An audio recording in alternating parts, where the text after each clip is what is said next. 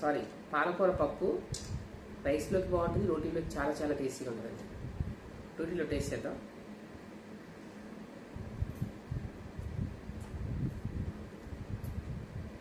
చాలా చాలా బాగుందండి.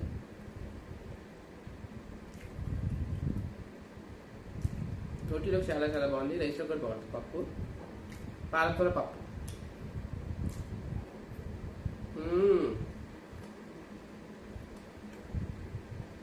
సూపర్ సూపర్ ఉంది. పప్పు పాలకూర పప్పు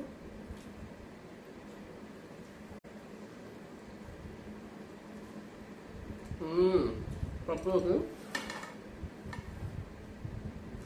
గోబీ పకోడీ అండి.